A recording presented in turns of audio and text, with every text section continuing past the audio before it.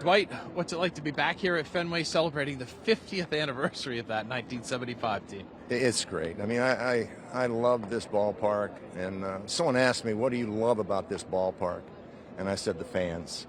They make it special, and once you learn that they're emotional, you fall in love with them. So it's a great ballpark. I mean, it's got so many nooks and crannies to it, and the grass, it's beautiful. I mean, how good is this?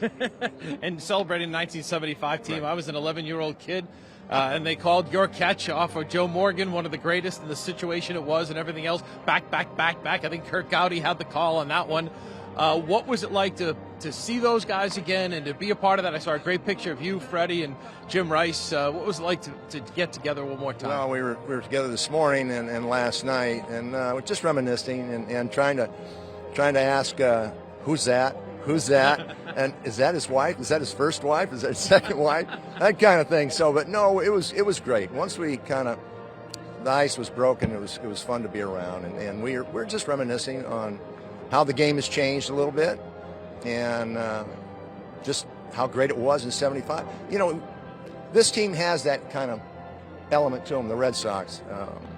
Being with them all spring training, they've got some talent. If that talent comes alive, anything can happen. I'm not going to say they're going to win because I just don't say that, but we didn't know if we'd win in '75. And then we came in the playoffs against the Oakland A's, 3 World Championships in a row, and we swept them. And we didn't belong in the same ballpark as Cincinnati, and we gave them a heck of a try there at winning that thing. But it's fun to get together. And you know what's great, Dan, is the Red Sox. They bought this club in 2002, but they bought the history of this club. And what they're doing is representing guys like us that played many years ago. They remember us, and that's so special to me. I mean, I'm so glad to be a part of it. It makes me happy. When people say this is the greatest World Series they've ever seen, well, how does that make you feel about it? But again, you guys just came up shy, except for the Fisk highlight was here and everything else. But it was one of the greatest of all time. I think it was, and I was 23, standing at third base. They made a pitching change, and a guy walks over to me named Pete Rose, and he says, Dewey. I go, how do you know my name? But he goes, he's looking around, and he goes, this might be the greatest game I've ever played in. And being 23, I was all caught up in being on the field. I started looking around and realized how great the game was. And that was a 6th game.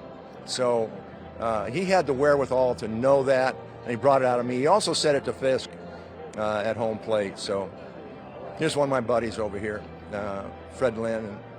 And so it's great. You know, when I see these guys, we don't see each other too much. So when I see them, it's fun. Well, people say that arguably still to this day, that might be the greatest outfield ever. Dan, Rice, Lynn, and you. Lynn brought this to my attention about 15 years ago. He goes, check it out. Try to find 3 outfielders. Of course, we had Mays, and you had Bonds, and you had Mantle, you had Maris. But who was the third? And for about 7 years, I went and I checked it out. I had people that are historians check it out, and they go, I think he's right. So Freddie brought that out to me, and it's a nice thing. It's a nice thing to be thought of that way. Part of the ceremony is losing Louis. Louis, I take from Louis. Louis is very special. Louis would always greet me with a kiss on the cheek, and he'd say, I love you, and he meant it. I take from him a lot of things that I instill in my own life and treat people. I learned some things from Louis, and he's sorely missed. He's a true treasure of the game of baseball, Louis Tiant. Enjoy the day. All right, Dan. Great talking to you.